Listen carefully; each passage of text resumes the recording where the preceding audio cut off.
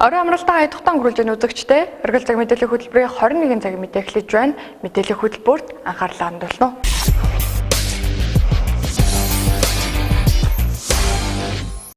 Өнөөдөр хэд хэдэн тэмдэглэлт үйл явдлуудыг нэгтгэх нь төрийн дээд одон медаль гардуулах эсвэл хүндэтгэлийн арга хэмжээ боллоо. Энэхүү шагнал одон медалийг орон нутгийн удирдлагууд ёслол төгөлдөр гартуулаа өглөө.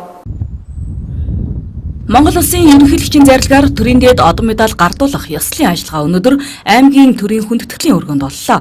За тулгар төрийн 2227 жил их Монгол улс байгуулагдсны 812 жил, Монгол цэргийн өдөр зэвсэгт хүчний 97 жилийн Казах түмний Наурызын баяр болон олон улсын эмэгтэйчүүдийн эрхийг хамгаалах өдрийг тохиолдуулан эргэлсэн ажилдаа олон жил үр бүтээлтэй ажилласан хүмүүст төрийн дээд одон медаль, засгийн газрын шагналыг аймгийн засаг дарга батлууд, засаг даргын орлогч төвшин жааруулнаар гардуулах гэсэн юм а. За Монгол улсын ерөнхийлөгчийн зарилгыг аймгийн иргэдийн төлөөлөгчдийн хурлын нарийн бичгийн дарга Эрдэнэ цэцэг уншиж танилцуулснаар төрийн дээд одон медаль, засгийн газрын шагнал урамшуулал гардуулах ёслолын ажиллагаа эхэлсэн юм а. 2018 оны 3 дугаар сарын 14 дугаар 24 төрийн ордон Улаанбаатар Монгол улсын одон медалаар шагнах тухай Монгол улсын үндсэн хуулийн 33 дугаар зүйлийн 1-р хэсгийн 7 дахь заалт Монгол улсын ерөнхийлөгчийн тухай хуулийн 15 дугаар зүйлийн 1-р хэсэгт заасныг үндэслэн зарлиг бодгох нь тулгар төрийн 2227 жил их Монгол улс байгуулагдсны 812 жил үндэсний эрх чөлөө тусгаар тогтнолоо сэргээ мандуусны 107 жил ардын хувьсгалын 97 жил Монгол цэргийн өдөр зэвсэгт хүчний 97 жилийн ой Казах түмний Наурызын баяр олон улсын эмэгтэйчүүдийн эрхийн хамгаалах өдрийг тохиолдуулан эрүүл мэнд, эдийн засаг, боловсрол, соёл урлаг, спорт, шинжлэх ухаан, хууль эрх зүй, хөдөө аж ахуй, газар тариалангийн салбарт олон жил үр бүтээлтэй ажилласан дараах нэр бүхий хүмүүсийг Монгол улсын одон медалаар шагнасугай. Зарлиг буулгасан Монгол улсын ерөнхийлөгч Халтмаагийн Баттулга. Монгол улсын төрийн дээд одон медаль хөдөлмөрийн гавьяаны улаан түгийн одонгоор 2, алтан гадас одонгоор 12, хөдөлмөрийн хүндэт медалаар 2 иргэн ингрэмлалаа. Монгол улсад нутгийн өрөө удирдлагын байгуулагдсны 25 жилийн тохиолсон үүнд 25 жилийн тохиолдуулд аймгийн иргэдийн хурлаас миний биеийг төрийн дээд өндөр сайхан одон медальд тодорхойлж өгч өнөөдөр алтан гадас одонгоор шагнагдсандаа баярлж байна. Нутгийн өрөөсний байгуулагдаад 25 жил болоход 10 жил би 3 иргэдийн хуралд суусан байна. Энэ 3 иргэдийн хуралд суухдаа үеийн засаг дарга, хурлын дарга нартай хамтарч ажиллаж байлаа. Мөн мундаг сайхан аймгийн хурлын төлөөлөгч нартэйгээ хамтарч ажиллаж энэ орон нутгийнхаа төлөө их олон бодлого шийдвэрийг хамтарч гаргаж байсан маань санагдаж байна. Тэгээд энэ олон хүмүүстэйгээ хамтарч ажилласны маань үр дүн тэгээд энэ олон хүмүүсийн сайхан итгэл найдвар энэ сонгогч олон дүмнийхээ одоо надад итгэдэг итгэл найдвар өрөөр энэ шагналыг хүртлээ гэж бодож байна. За өнөөдөр бас төрийн дээд одон медалаар ингрэмлалаа баяр сэтгэлээ хуваалцахгүй юу? За баярлалаа. Өнөөдөр төрийн дээд одон медаль авсандаа маш их баяртай байна. Яагаад их баярлж байгаа вэ гэхээр би бол их сайхан хамт олонтой Шагдрын отгон билгийн нэрмж технологийн сургуулийн бүтээгдэхүүн нөгөө талаас бол би боловсролын салбарт бас эргээд хахад 27 жил тасралтгүй хичээн зүтгэсэн байна. Энэхүү шагнал бол миний хийсэн бүтээснийг гэхээсээ илүү цааш залуу хүний харьцангуй залуу хүний хувьд их зүйлийг хийж бүтээгээрэй гэж хариуцлага бас давуулж ирж байна гэдгийг би ойлгож байгаа. Ингээд Орхон аймгийн нийт иргэдтэй аз жаргал сайн сайхан бүхний хүссэн өрөөж маш баярлалаа гэж дахиж хэлье. Би насаараа жолооч хийжсэн тэврийн авто байгуулалд ажиллаж байсан 36 жил автын тэврид ажиллаж байсан хүн. Тэгээд тэврийн авто ажиллаж байгаа тэтгэврд гарсан. Өндөр наснд одоо хинт Орхон аймагт амьдарч байгаа. Миний өшүүгийн амьдралыг өнөлж ингээд төрийн дээд одон шагнаж явах нь туулын баяртай байна. Уулын байж байгаа эрдэнэтүүдийн хангамжийн базад ажиллаж байгаа өндөр настай төрөлхөрсөн. Төрийн одоо энэ өндөр шагнал авсандаа их баяртай байна да. Одоо аав ээжтэй тэнгэр орхинчгаас аав ээжтэй их баярлж байна да. Дэлхийн эмч нарын баяр өдрийг тохиолдуулан Орхон аймгийн эрүүл мэндийн салбарт ажиллаж байгаа эм чимлэгийн ажилтнуудын дунд нийгмийн эрүүл мэндийн чиглэлээр эрдэм шинжилгээний баг хурлыг зохион байгууллаа. Энэ жил уг хуралд салбараас шалгарсан 20 гаруй эм чимлэгийн байгууллага ажилтан оролцсон юм. Дэлхийн эмч нарын баярын өдрийг тохиолдуулан Орхон аймгийн эрүүл мэндийн салбарт ажиллаж байгаа эмч эмнэлгийн ажилтнуудын дунд нийгмийн эрүүл мэндийн чиглэлээр эрдэм шинжилгээний баг хурлыг зохион байгуулдаг уламжлалтай.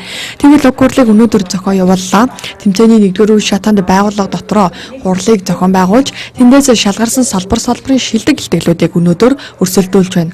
Тодорхойлбол бүсийн онцлогоо эмчилгээний төвийн халдвартын засгийн эрхлэгч Орхон аймагт нийт халдварт өвчний өвчлөлийн эхний 10 тогтож байгаа. Сүрээгийн халдварын сүүлийн 5 жилийн судалгаанд тулгуурлан хэрхэн бууруулах боломж байгааг тусгасан илтгэлээ өнөөдөр танилцуулсан юм. Сүрийн эдгэрдэг өвчин хідэж сүүлийн 5 жил нийт нас баралтын тоон 10 болсон байгаа нь өндөр тоо гэдгийг тэрээр хэлсэн юм. Ер нь сүүлийн 5 жилд одоо Орхон аймгийн сүрээгийн өвчлөлийн байдал тэгээд сүрээгийн тасагт хэвтэн эмчлүүлэгчдийн одоо өвчний түүхэнд судалгаа хийсэн байна. Тэгээ ер нь бол энэчээс дүгнэлт хэлэхэд биднэрт одоо дутагдaltaй байгаа юм. Яагаад энэ өвчин их байна уу? Яагаад энэ тархалт юм өндөр байна уу гэдэгтээ одоо бид нар дүн шинжилгээ хийх гэж энэ одоо илтгэлийг тавьж ин судалгааны ажлыг хийж байна. Тэгээд ер нь бол биднэрт бол хамгийн гол дутагдaltaй байгаа юм бол юу байна? Эрт илрүүлгийн ажилд зорилт бүлгийн хүн амдаа сүрээгийн эрт идэвхтэй илрүүлгийн ажил байна. Тэгээ ер нь бол одоо сүрээгийн энэ бодит тоонууд гараад байгаа нь бол яг өвдөл сүрээгээр өвдөл эмнэлэгт хандсан хүмүүс л байгаа байхгүй. Энэ бол аюулгүй харамсалтай. Бид нар өвдсөн байгаагаа одоо хурдан эмчлэх ёстой, хүндрэлээ сэргийлэх ёстой, насваралтаа сэргийлэх ёстой. Дээрээс нь бол өвчнөөс яаж үргэлжлэн сэргийлэх вэ? Энэ бол тулгамдсан асуудал.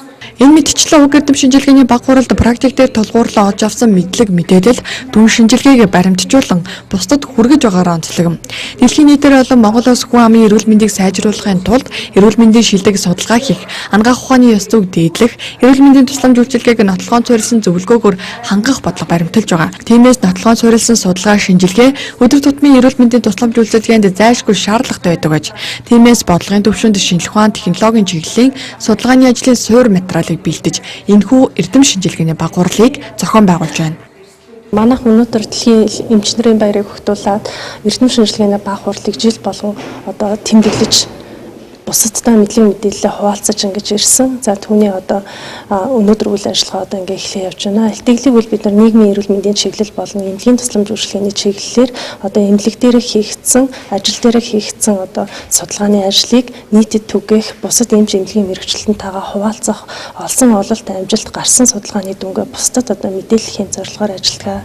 За энэ илтгэлийн хүрээнд бол нэлээдгүй олон илтгэлүүд салбар бүрээс л оролцсон байгаа.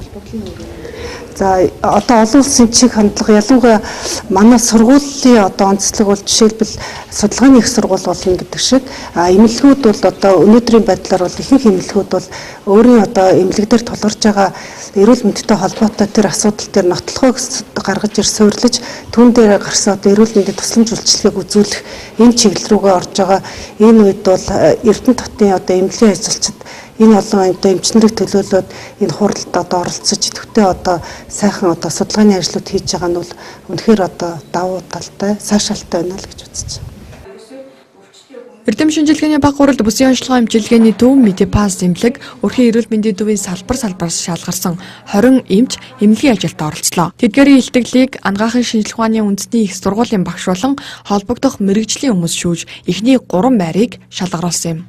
Газар тариалан хөдөө аж ахуйн салбарын ажил эхлээд байна. Тэгвэл хүлэмжийн аж ахуйг хөгжүүлэх арга хэмжээний хүрээнд тариалан эрхлэгдэх дэмжих сангаар дамжуулан иргэдэд хүлэмжийг олгох гэн.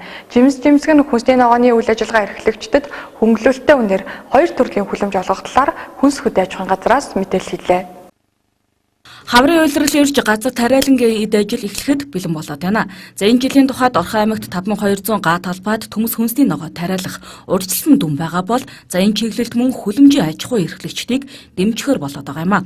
За учир нь сүүлийн жилүүдэд хот цэврэнгийн хүн амын тоо өсч амжиргааны түвшин дээшлэн зохистой хооллолтыг эрхэмлэх болсноор зах зээлийн багтаамж нэмэгдэж шин ногооны эрэлт хэрэгцээ эрс өсөж байгаа юм а. Тиймээс хүлэмжийн аж ахуй эрхлэгчдийг дэмжснээр иргэд хашаандаа өөрсдийн хэрэглээний хүнсний ногоо тогтоог тарьж ургуулах, дотоод хэрэгцээгээ хангах боломж бүрдэнэ. За аймгийн хүнс хөдөө аж ахуйн газраас хүлэмжийн аж ахуй эрхлэгчдэд хүлэмжтэй болох таатай нөхцөлийг дуулгаж байна. Тодорхойлбол хүлэмжийн аж ахуйг хөгжүүлэх арга хэмжээний хүрээнд тариалан эрхлэлтийг дэмжих сангаар дамжуулан нийлэг хальсан бүрхүүлтэй 6 харьцах нь 20 харьцаатай 120 м2 талбайгаас 520 ширхэг, 4 харьцах 8 харьцаатай 32 м2 талбайгаас 200 ширхэг хүлэмжийг тус дэмжлэг хэлбэрээр олгож эхлэх байгаа юм а. Энэхүү хүлэмжийг хүнсний ногоо жимсний үйл ажиллагаа эрхэлдэг иргэн аж ахуйн нэгжид худалдаа авах болгон барьцаат зээлийн гэрээгээр олгоно. За энэхүү дэмжлэгийн зээл нь 4 жилийн хугацаанд иргэн төлөгдөх нөхцөлтэй бөгөөд урьдчилгаа 30% төлөх юм а. За хүлэмжийн ханшны тухайд 4 харьцах 8 32 м2 хэмжээ, за урьдчилгаа 300 мянган төгрөг, 6 харьцах нь 20 120 м2 хэмжээ, за урьдчилгаа 970 мянган төгрөгийн үнэтэй байх гинэ. Хүнс хөдөө аж ахуй хөнгөлөлтийн яамны сайтай байгуулсан гэрээний дагуу 5200 гадал бол төмс хүнсний ногоо үртэрэ тариална. За энэний бэлтгэл ажлууд бол хангагдаад явжээ. За хүлэмж авах хүсэлтийн иргэдийн хувьд гэрээ байгуулахад бүрдүүлэх материалаар зээлээр хүлэмж худалдах, худалдаа авахыг хүссэн албан хүсэлт, өргөдөл, зээлээр хүлэмж худалдах, худалдаа авахыг зөвшөөрсөн тухай эрх бүхий удирдлагын шийдвэр тогтоол, за тухайн аж ахуйн нэгж иргэний талаар орон нутагт үйл ажиллагаа явуулж байгаа талаар хүнс хөдөө аж ахуйн газрын тодорхойлолт, удирдах албан тушаалтан хариуцсан этгээдийн иргэний өмнөхний хуулбар, за аж ахуйн нэгжийн гэрчилгээ, дүрмийн хуулбар, нотариатор баталгаажуулсан байх шаардлагатай. За урьдчилгаа төлбөрийг төлсөн тухай нотлох санхүүгийн за нэмэлт барьцаа болон барьцаалуулах, үл хөдлөх хөрөнгийн гэрчилгээний их хөв, тариалан эрхлэлтийг дэмжих сантай тооцоо нийлсэн акт, өр авлагын тодорхойлолт байх шаардлагатай гинэ. За эдгээр материалыг бүрдүүлэн аймгийн хүнс хөдөө аж ахуйн газрын холбогдох мэргэжилтэнд хандах шаардлагатай юм а. Өнөөдөр аймгийн засаг дарга батлуудад цаг-үеийн мэдээллийг хэвлэл мэдээлэл олон нийтэд өглөө. Тэрээр Орхон аймгийн ардчилсан намаас ирүүлсэн 4 төрлийн хүсэлт болгоод шаардлагын дагуу мэдээллийг хүргэж байна гэдгээ хэлсэн юм. Аймгийн засаг дарга батлуудад Орхон аймгийн ардчилсан намаас мэдээлэл авах тухай шаардлага хүргүүлэх тухай 2 жалбан бичгийг хүргүүлсэн байна.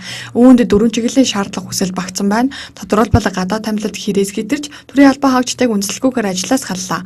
Худалдаа авах ажиллагааны илтөө байдал, улс орон нутгийн төсвийн хөрөнгө оруулалтаар хийгдэх ажлын жагсаал зэргээр мэдээлэл авах хүсэлт тавьсан байна. Энэ мэдээллийн хариултыг хэвлэл мэдээллийн байгууллагаар дамжуулан иргэд олон нийт ардчилсан намд мэдээлэл өгч байна. 2016 оны орон нутгийн сонгуулиас хойш одоо төрийн албан хаагчдыг үндэслэлгүй халлаа, солилоо гэдэг асуудлаас гаргасан байгаа. Би нэг зүйлийг боддог. Аливаа ажлын амжилт баг хамт олноос маш их шалтгаалдаг. Баг хамт олон байж ажлын үр дүн шууд гардаг гэж би боддог юм аа. Тэр утгаараа баг хамт олноо бүрдүүлэх, ингэснээр эрдэмтийн иргэдэд ач тустай ажлуудыг хийхийг бас зорилго болгож ажилласан зүйл бий. Гэхдээ өнөөдрийг хүртэлх хугацаанд тийм олон хүнийг бид нэр ажлаас үндэслэлгүйгээр халсан зүйл байхгүй. Өөрийн хүсэлтээр замун урт хугацаагаар эмчлүүлэх шаардлага гарсан, тэтгэр тогтоолгосон, замун улс төрийн сонгуулийн үр дүнгээр удаан хугацаагаар сургалтанд суугаар болсон гэх мэтлэнгийн 4-5 үндэслэлүүдээр ажлуудаа өгсөн зүйлүүд байгаа. Харин төрийн албан хаагчдыг үндэслэхгүй халсан тухайд ийм хариулт өгч байна. 2016 оноос хойш 36 төрлийн албан хаагч 5 нөхцөл шалтгааны улмаас ажиллаа хүлээлгээ өгсөн байна. Үүнээс 3 сонгуулийн үр дүнгээр, 3 шүүхийн шийдвэрээр, 5 нь өөрийн хүсэлтээр, 4 нь өндөр насны тэтгэврт гарч, 2 нь урт хугацаагаар эмчлүүлэх, 2 нь удаан хугацаанд сургалтанд суухаар болсон учраас төрийн албанаас чөлөөлөгдсөн байна.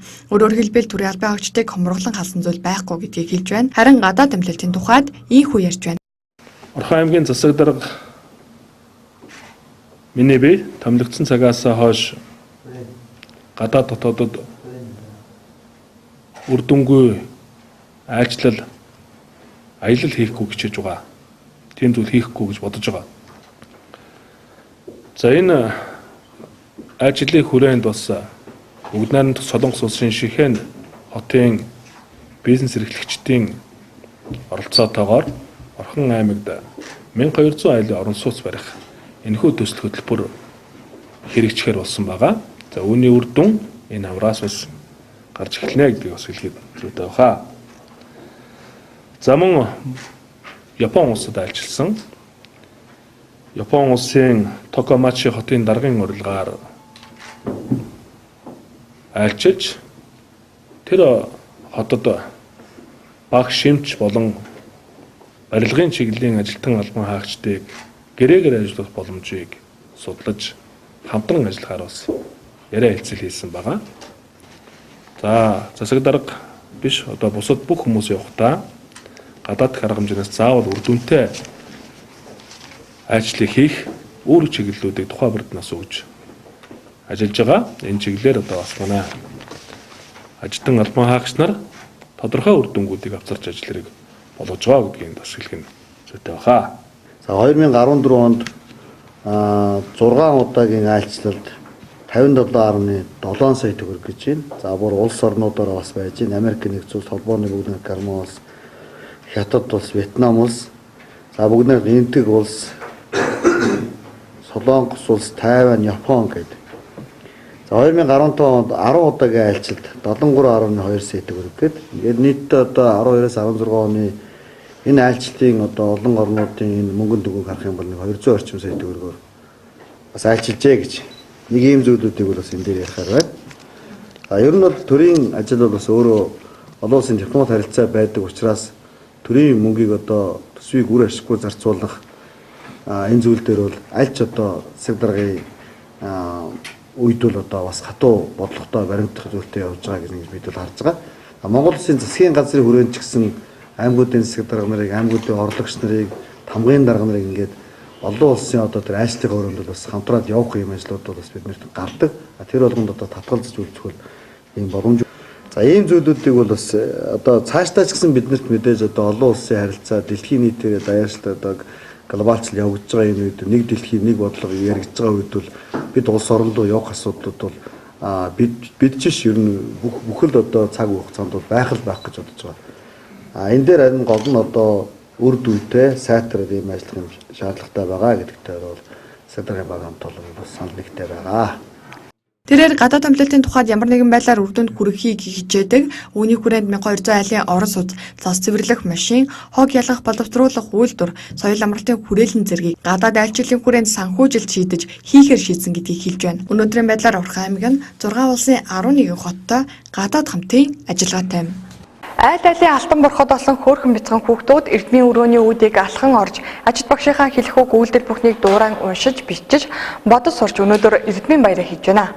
Орхон аймгийн хэмжээнд энэ хичээлийн жилд нийт 2100 гаруй 6 настангууд элзэн орсон бол тэдний багш сургууль хүмүүжүүлэгчид эвсэг ажилсаг эрдэм боловсралтай зөв хүн болгон төлөвшүүлэх эхлэл суурийг нийнхүү амжилттай тавьж үсгэлийн баяраа хийж байна.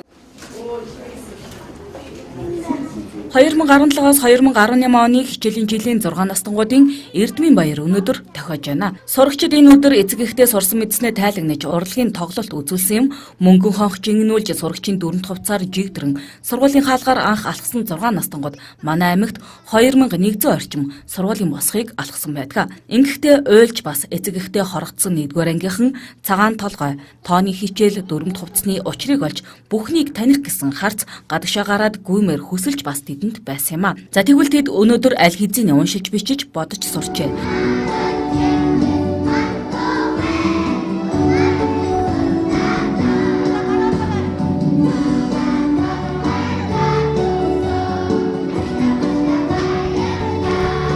За өнөөдөр эрдмийн баяраа тэмдэглэж сэтгэл ямар байна? Гоё. За аа үсэг болсон байна. Аа үсэг юу гэж хэлдэг? Аав ээжиг ачлалтай ачид багшийн минь заасан алтан номын нэгсэс үсэг би байна. Үүд бүтээх чадалтай, өг бүтээх өвдөлтэй, үнэн ашиг нэг үсэг би байна. Би 2 дахь удаага ан сурсан. Заримдаа их шагтай, заримдаа их шаггүй бичдэг. Заримдаа юусангийн гүйлчнийг зэo шиг би байна. Тэгэхээр багштай болон ангийнхаа найзуудтай юу гэж хэлэх вэ? Багштай хайлдаач ангийнхаандаа онц сураарай гэж хэлээ. За Жэүсэг бас мэн Жэүсэг юу гэж хэлдэг вэ? Чи одоо яг нэг телевиз үзэж байгаа найзуудтай хэлээ. Жимсгэн дуртай, жаахан хүүхдүүд хайртай, жирийн нэгэн гэвлэгч Жэүсэг би байна. Ийхүү өөрийн шаргал туяа цацаар өглөөний нар урган манддаг шиг ачид багш аав ээжийнхээ буйнаар алдраа үрс ухаан задарснаа илэрхийлж байсан юм а. За Орхон аймгийн ерөнхий боловсролын сургуульд шинээр 1-р ангид 2100 орчим сурагч элсэн суралцсан. За харин үүний дотор 4-р сургуулийн хувьд 170 гаруй хүүхэд өнөөдрийн хүртэлх хугацаанд сурсан мэдстэй өнөөдөр за эцэг ихтэй тайлгнаж Эрдмийн баяраа тэмдэглэсэн юм а. Энэ бүхний ард хүүхэд нэг бүрийг хөгжүүлж тэдэнд амжилт гаргах бололцоог бүрдүүлэхийн тулд хичээн ажилладаг багш сургууль хүмүүжүүлэгчид байдаг бөгөөд тэд ч мөн хамтдаа баяраа тэмдэглэж байна.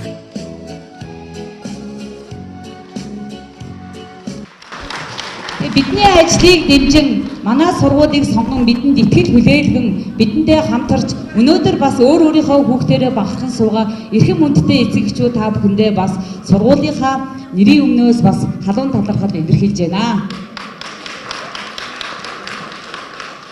Тэгээд аа усгээ мэдэхгүй алдраа жаахан шавнартаа аа усгийнх нь анхныхын шаардлагыг дуудсан багш ганц чимэгтэй бас эцэгчүүдийн хаан зүгээс сурагчдын хаан зүгээс чин сэтгэлийн халуун баяр хүргье. Хүүхдүүд маань уншиж бичиж бодож сурснаа сургуулийнхаа бүх багш нар тайлгналаа. Өнөөдөр 1-р ангийн 175 сурагч суралцж байгаа. Энэ 175 сурагчаас маань уншдаггүй хүүхэд ганц ч байгаа. Бүх хүүхэд уншиж байна. Бүх хүүхэд бодож байна.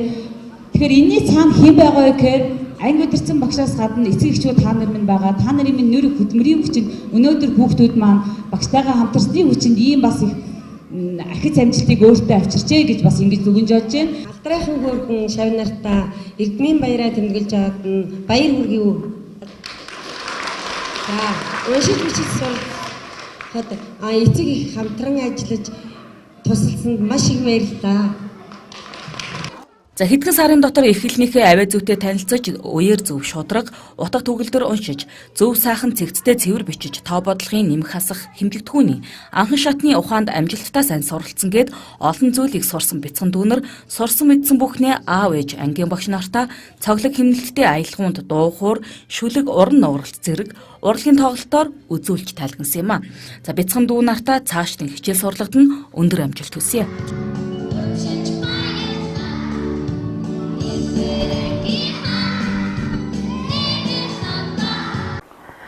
Уран дулааны улирал эхэлж шар усны үеэр эхлэх замун годомж талбайд ил даатгах хүнсний бүтээгдэхүүнийг ихээр худалдаалдагтай холбоотойгоор хоол хүнсээр дамжих халдварын эрсдэл нэмэгддэг гэдгийг эрүүл мэндийн байгууллагын хэлдэг. За тэгвэл үүнтэй холбоотойгоор эзний халдвар төвчнөөс урьдчилан сэргийлэхийг эрүүл мэндийн байгууллагаас анхааруулж байна. Хаврын улирал ирж газар тариалангийн эд ажил эхлэхэд бэлэн болоод байна. За энэ жилийн тухайд Орхон аймагт 5200 га талбайд төмөс хүнсний ногоо тариалах урьдчилсан дүн байгаа бол за энэ чиглэлд мөн хүлэмжийн аж ахуй эрхлэгчдийг дэмжихөр болоод байгаа юм а.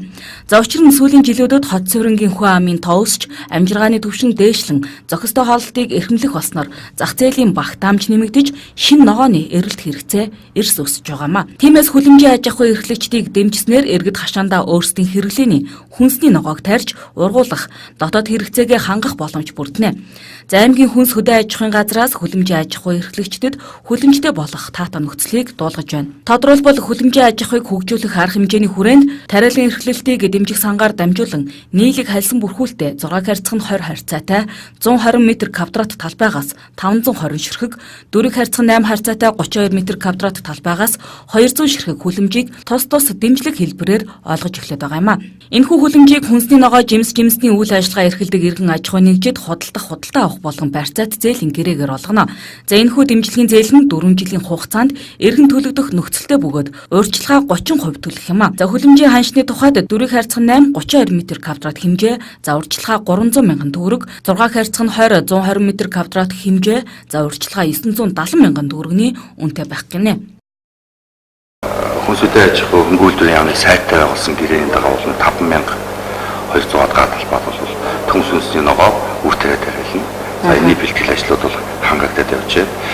За хүлэмж авах хүсэлтэй иргэдийн хувьд гэрээ байгуулахад бүрдүүлэх материалаар зээлээр хүлэмж худалдах, худалдаа авахыг хүссэн албан хүсэлт, өргөдөл, зээлээр хүлэмж худалдах, худалдаа авахыг зөвшөөрсөн тухай эрх бүхий удирдлагын шийдвэр тогтоол, за тухайн аж ахуйн нэгж иргэний талаар орон нутагт үйл ажиллагаа явуулж байгаа талаар хүнс хөдөө аж ахуйн газрын тодорхойлолт, удирдах албан тушаалтан хариуцсан этгээдийн иргэний өмнөхний хуулбар, за аж ахуйн нэгжийн гэрчилгээ, дүрмийн хуулбар, нотариатор баталгаажуулсан байх шаардлагатай. За урьдчилгаа төлбөрийг төлсөн тухай нотлох санхүүгийн баримт, за нэмэлт барьцаа болон барьцаалуулах, үл хөдлөх хөрөнгөний гэрчилгээний их хөв, хариулан эрхлэлтийг дэмжих сантай тооцоо нийлсэн акт, өөр авлагын тодорхойлолт байх шаардлагатай гинэ. За эдгээр материалыг бүрдүүлэн аймгийн хүнс хөдөө аж ахуйн газрын холбогдох мэргэжилтэнд хандах шаардлагатай юм а. Оргил цаг мэдээллийн хөтөлбөр үргэлжлүүлэн захин мэдээг хүргэж байна.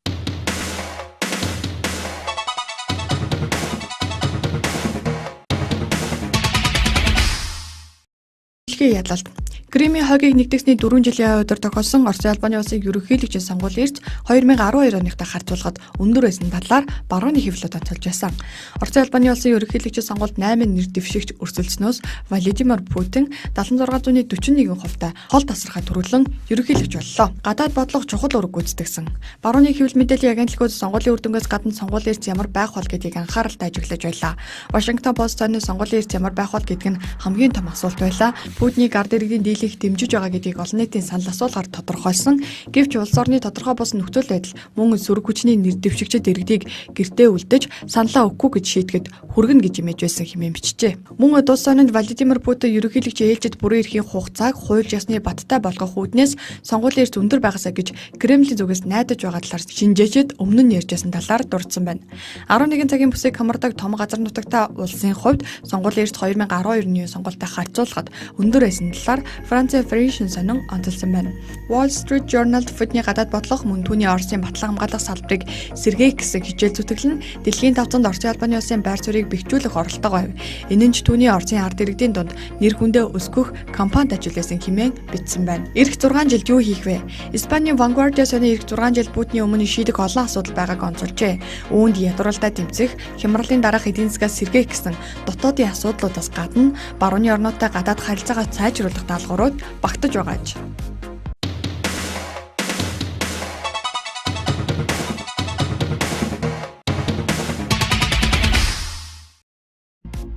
Самбар дээр Word зурсан багш шинэхэн компьютерууд бэлгэнд авчээ. Самбар дээр Microsoft Word програмыг уугүйгээр зурж сурагч нартаа мэдээлэл технологийн мэдлэгийг өгөх гэж хичээж байсан. Ган улсын ахлах сургуулийн Ричард Дакотогийн зураг захин орчинд тарахад олонний анхаарлыг татсан билээ.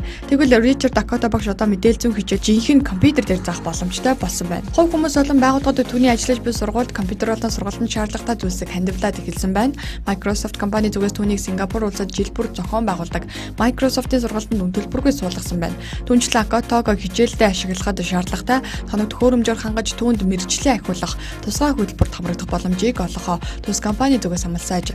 Их Британий Лидс их сургууль докторийн зэрэг хамгаалж буй Сауди Арабын оюутан Амирын Алхарти Акото багшийн сургууль зөөврийн компьютер хандивсан байна. Багш сурагчдаа ямар их сэтгэл гаргаж байгааг хараад бидний сэтгэл маш ихээр хөдөлсөн. Бид аль чадгаараа л туслахыг хүссэн гэв. Тэрээр энэ талаараа мэдлэг боловсрол нь хувь хүний хөгжил хүндрэлтний хувьд амин чухал зүйлсийг би ойлгосон. Бусдын адил боломж болцоо олдоогүйгээс болж хороо ертөнд хідэн ч мундаг гоцгоонтой хүнийг алдсан юм билээ гэж бодохоор надад харамсалтай санагддаг хэмээн CNN агентлагт өгөөмөр үйлдэлээ тайлбарлан ярьсан байна. Ричард Акото багшийн ажиллаж буй сургууль 2011 оноос хойш ганцч компьютергүйгээр үйл ажиллагаа явуулж байсааж гэтэл 14-өөс 15 насныхаа ахлах ангид орохын тулд заавал улсын бичгийн шалгалтыг өгөх шаардлагатай ба уг шалгалтанд мэдээлэл харилцаа холбооны асуулт зайлшгүй багтдаг гэнэ. Ган улсын нийслэл Акрад байрладаг компьютер мэдээлэл технологийн сургуулийн төв Акото багшийн сургуульд 5 компьютер сургагчийг гарын авлагууд болон Акото багшийг хэрэглэн зөөврийн компьютерийг тус тус бэлгэлсэн байна. Тус тувын менежер Ашиш Кумар багш сурагчдаа ямар их сэтгэл гаргаж байгааг хараад бидний сэтгэл маш ихээр хөдөлсөн. Бид аль чадгаараа туслахыг хүссэн нийгмийн сүлжээ болон мэдээллийг хэрэгслүүдэд тархсан зургийг нь цаасан дээр буулгаж аваад сургуулийнхаа мэдээллийн самбарт наасан мөн энэ талаар гүйцэтгэх захиралтай Капил Гупайтай ярилцсан хэмээн CNN-д өгсөн ярилцлагадаа онцолсон байна.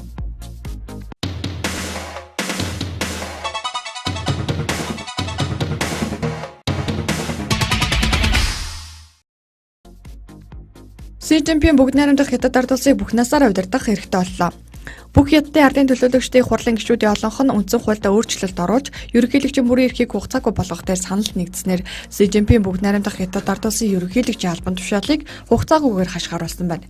Хятадын үндсэн хуульд ерөнхийлөгчийн бүрийн эрхийг хугацааг 5 жилээр тогтоосон байсныг хасч хугацаагүй болгосноор 2023 онд дуусгар болох байсан бүгд найрамдах Хятад ард улсын ерөнхийлөгч Си Жинпиний 2 дахь бүрийн эрхийн хугацааг насан туршид нь сунгалаа. Хятадын үеийн удирдагчид коммунист намын их хурлын үеэр залхамж халааг нь авч үйл хэргийг нь үргэлжлүүлэх нэгнийг зарладаг уламжлалт тогтоосон. Гэтэл өнгөрсөн 10 дугаар сард болох коммунист намын их хурлын үеэр ерөнхий нарийн бичгийн дарга Си Жинпин өөрийн залхамжлагчаараа хэнийг ч нэрлээгүй нь олон нийтийн анхаарлыг татаж түүнийг ерөнхийлөгчийн албан тушаалд үргэлжлүүлэн суух хүсэлтэй байна хэмээн хэвлэл мэдээллийн хэрэгслүүдээр шуугиж байсан билээ.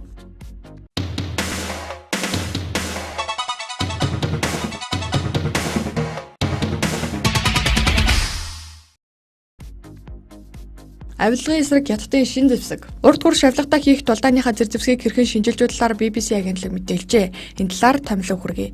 Си Жинпиний хувьд Хятадын ерөнхийлөгч болсны дараагаар өмнөд авсан томоохон зорилго нь авилгыг устгах дайралт байсан юм. Түүний энэ компани өргөжин тэлж сая хүний хүчээр авилгын эсрэг шинэ агентлаг болох алхмыг бүрдүүлсэн байна. Үндэсний хяналтын хорооноос төрийн бүх албаагч төрийн хүч байх ёстой гэж үзэж байгаа юм. За үүнд зөвхөн намын гишүүдийг ч хамруулаагүй аж. Ингэснээр хяналтын албаныхнаас 3 дахин олон хүн энэ албанд зүтгэх юм. Гэвч шүүмжлэгчдийн үзэж байгаагаар шинэ бүрэлдэхүүний тоог нэмсэн нь дээд шүүхээс жилүүд зэрэг зэндаанд хүргэж байгаа гэжээ. Тухайлбал Amnesty International олон улсын хүний эрхийн байгууллагаас энэ үйл явдлыг Хятадын хүний эрхт системтэйгээр заналхийлж байна гэв. Авилгын эсрэг энэ хөдөлж буй Хятадын хувьд шин зүйл биш. Коммунист намын сая илүү албаны хүмүүс угаасаа л дэг журамтай байсаар ирсэн. Гэвч энэ нь хязгаартаа тулж одоо өөрчлөгджээ. Өнөөдрийг хүртэлх гол үргээ коммунист намын сахилгын хяналтын дугаараа гүйцэтгэж яв. Өөрөөр хэлбэл авилга хууль бус мөнгө хээл ахуулын хэрэгт холбогдсон хүмүүсийг албан тушаалаас нь түтгэлзүүлж шүүхэд шилжүүлдэг байжээ. Ингэснээр дэд хоригдож ял шийтгэлээ нэмүүлж эсвэл цаазын ялаар шийтгүүлдэг байж. Ноён Сигийн энэхүү компани ажиллагаанд ор илчлэгдсэн хүмүүс гэвэл нэгэн цагт Хятадын томоохон улс төрчтэй нэг явсан Жов Юкан, Бов Шилай нар байлаа.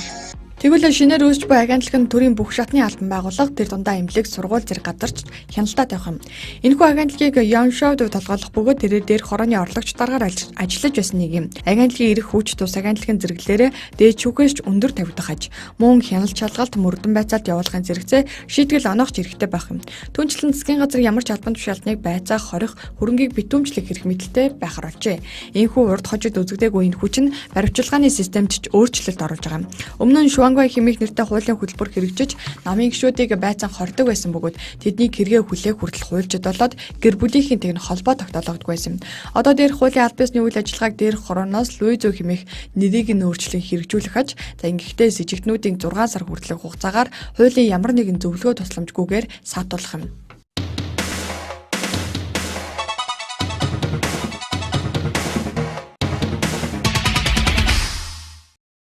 Та бүхэнд Орхон аймагт болж өнгөрсөн үйл явдлын мэдээллийг чухлыг шударгаар шуурхаа хүргэлээ. Мэдээллийн хөтөлбөрийн төгсгөлд цаг агаараа мэдээллийг хүлээн авна уу.